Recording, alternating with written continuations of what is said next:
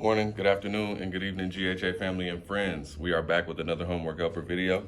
And today this is for 5th grade. So we're in module 4, lesson 11. And I'm gonna let you know that these are story problems. So we need to have complete sentences tonight, okay? So I'm gonna go over a couple of these because there's only 5 of them, okay? So I'm gonna go over the first one, then I'm gonna choose one that is somewhat difficult, okay? So the first one says, Jenny's mom says she has an hour before bedtime, okay? I had to make sure my board was clear. Okay, Jenny's mom says she has an hour before it's bedtime. And then Jenny spends 1/3 of that hour texting a friend and 1/4 of that same hour brushing her teeth and putting on pajamas, okay? She spends the rest of her time reading her book. We want to know how many minutes did Jenny read her book, okay? So it says she spent 1/3 of her hour texting and 1/4 of the hour brushing her teeth and putting on pajamas. So our first step is we're going to take those two and add them together, okay?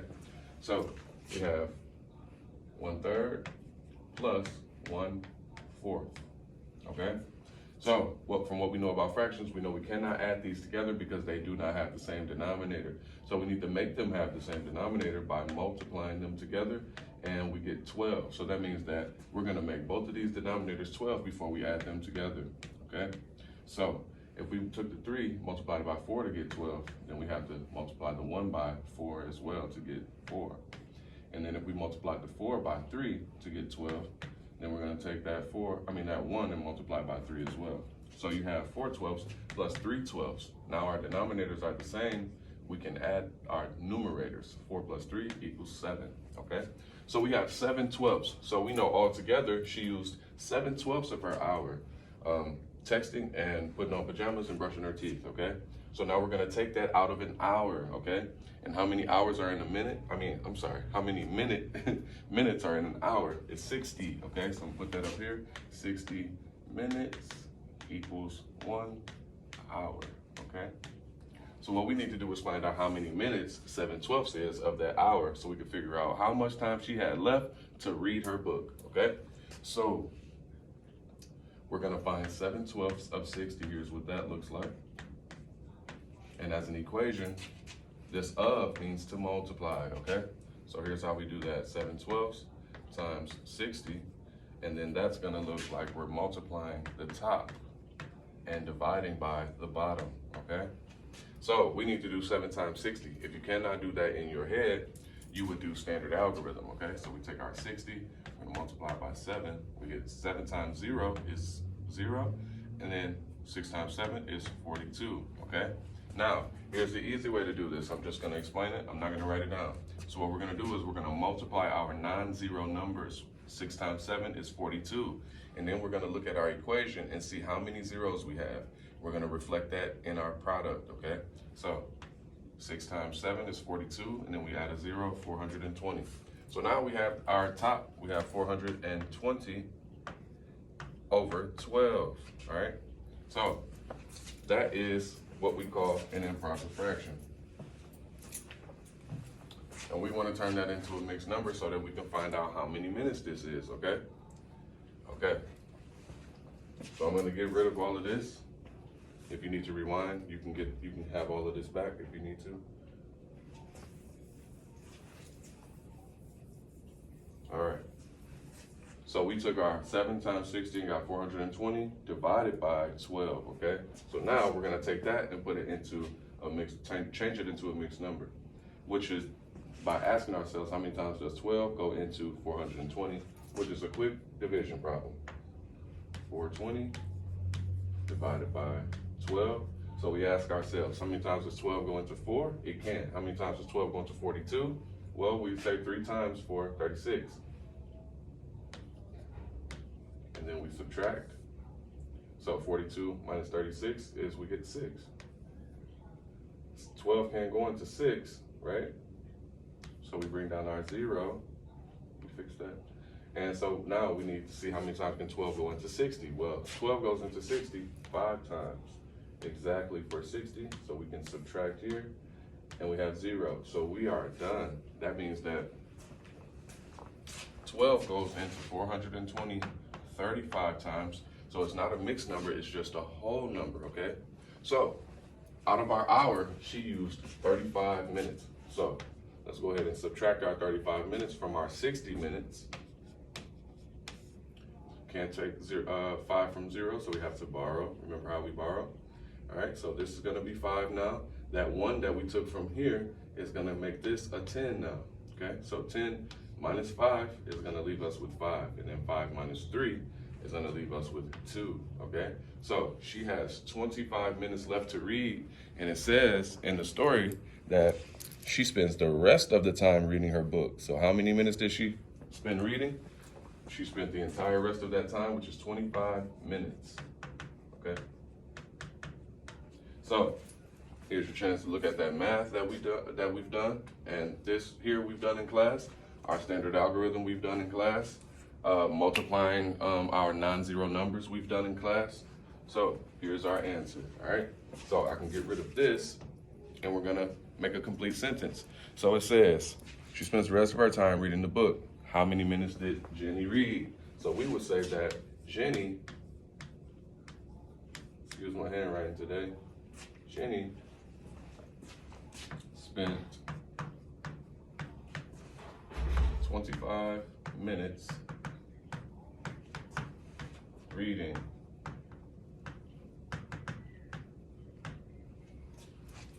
Okay, so there's your complete sentence. All right, let's go over something slightly more difficult. Okay, number 3 says, Giovanni, Francis, and their dad each carried a 30-pound bag of soil into the backyard. After putting soil in the first flower bed, Giovanni's bag was 5/8 full, okay? And then it says Francis's bag was 2/5 full, and their dad's was 3/4 full. So they want to know how many pounds of soil did they put in the first flower bed. So here's how you check that. We had 3 people, Giovanni, Francis, and their dad. They all had 10-pound bags. So we can say that they had 30 pounds of soil.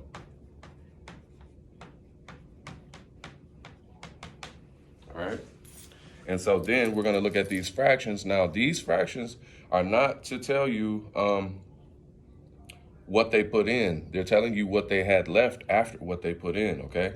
So if it was 5/8 full, then that means Giovanni used 3/8, okay?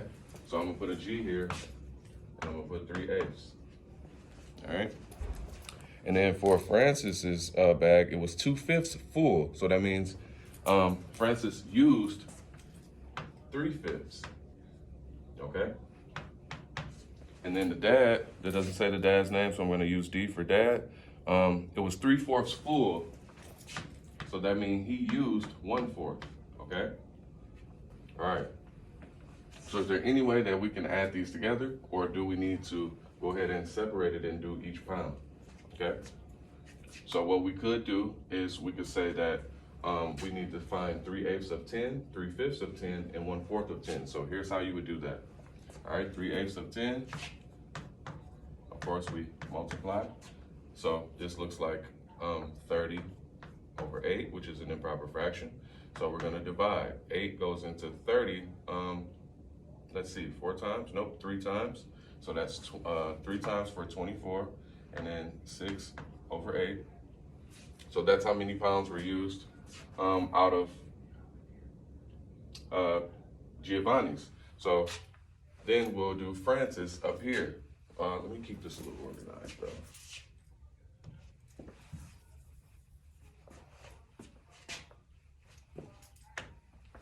All right, so we got 3/8, 10, which is gonna give us 30 over 8, and that's gonna give us 3 and 6/8. All right, and now we're moving on to Francis, so we have 3/5 of 10. That's gonna give us 30 over 5, which is also gonna give us 6, okay?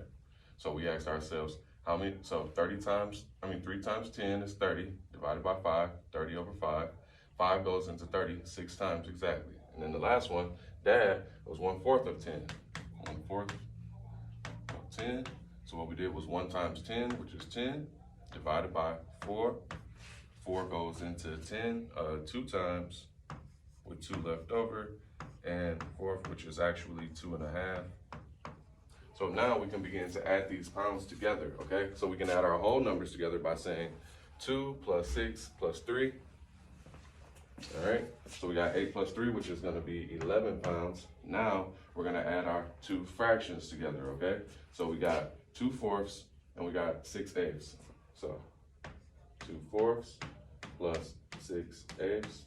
And the way that we're gonna add this is instead of changing both fractions, we can see that 4 can also be turned into 8. So we're gonna multiply this and change it to, in order to multiply this and turn it into 8, we're gonna multiply by 2. So we gotta multiply the top by 2 as well. So now we have 4/8 plus 6/8, which gives us, now we have our same denominator. We can have our denominator as 8. 4 plus 6 gives us, 10/8, which is an improper fraction, correct? All right, so we need to know how many times does 8 go into 10? Well, 8 goes into 10 one time. We have 2 left over, and 8 is our denominator, okay? So now we're gonna add 1 and 2/8 to 11, okay? So the 1 is gonna be added to 11, that's gonna be 12. So we have 12 and 2/8 pounds, okay? 12 and 2/8 pounds. Now, if we were gonna reduce that, you could divide by 2 here, and then you would say 12 and 1/4. Okay, so this is a lot of numbers, a lot of organization, so I'm gonna circle some things. So first things first, we figured out how much was used by the fractions that they gave us in the question. Then we needed to find out how much each of this was out of 10, okay? So we did that here, okay?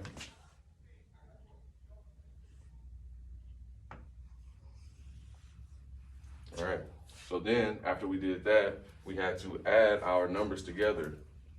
3 and 6/8 plus 6 plus 2 and 2/4. So we added our 3 and our 6 and our 2, and we got 11, okay? Then we added our fractions, 6/8 and 2/4 right here.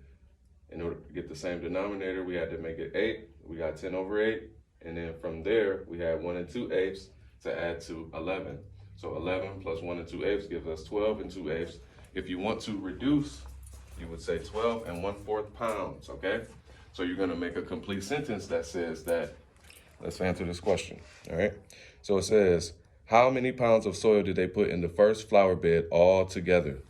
Okay, so that's why we added these all together and we got 12 and 1/4. So we would say all together, they used 12 and 1/4 pounds of soil in the first flower bed, okay? All right, have a good evening.